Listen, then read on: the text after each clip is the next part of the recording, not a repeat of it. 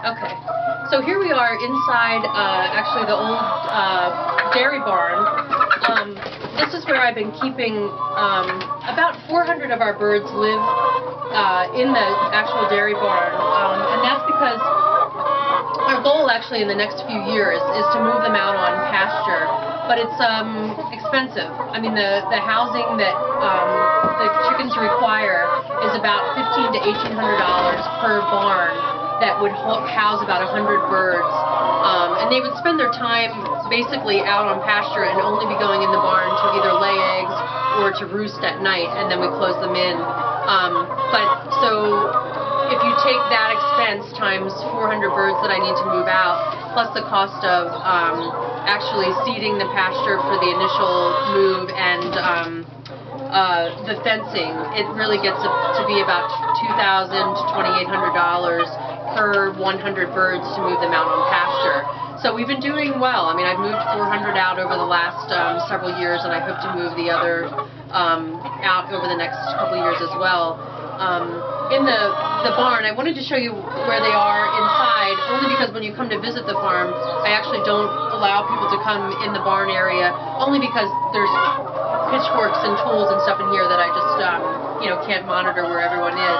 But so you can see the girls that live in here, I wanted you to see how they're fed and where they lay their eggs.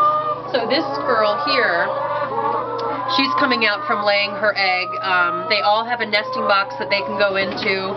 Gives them a little privacy and just a private place where they can lay their eggs with a little peace without anyone bothering them. As you can see, they're curious about each other. So when they're done laying their egg, they just climb on out and go on with their day. And then we collect eggs here on the farm every couple hours.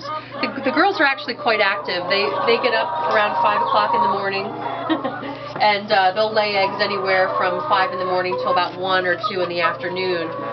So we actually collect eggs every couple hours during that time, only because the more that the girls go in and out of the nest, the more they have a chance of breaking the eggs or pecking at the eggs, and I just don't want them to do that. I want as many viable eggs for our market as I can get. And then after 2, we don't have to come out and gather the eggs. But what you can see here is an example of their feeding system. So this is a 5-gallon feeder, and again, these are the pellets that I showed you in the grain bin.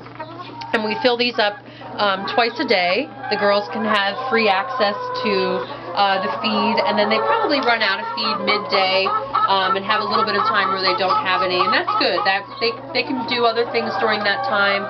And again, if you have feed in here all the time, they actually tend to play around and waste the feed, and so we do design their feedings on times so that they don't waste the feed. And then that's an example of a waterer. So this waterer here holds, holds 5 gallons of water, and I fill these up only once a day in the wintertime and twice a day during the summer, because they need to have access to fresh, cool water at all times. And then they just drink freely out of here all day long, and it works on a vacuum system. So as the girls drink from here, the water will release itself to maintain the water level in there until it runs out. Yeah. And then you can also see there's roosts here. So these are where the girls sleep at night.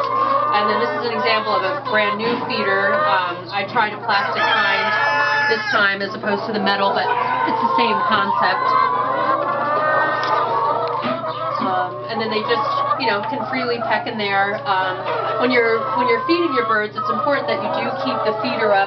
This can actually go up maybe another ½ an inch. You can see when they go to reach the feed, how you want them to stand a little bit on their tippy toes, where it's not that easy for them to get in there and mess around in the feed and waste the feed or push it out onto the ground. You want them to be able to reach up just enough where they're only in there to eat and not to, like I said, not to play around.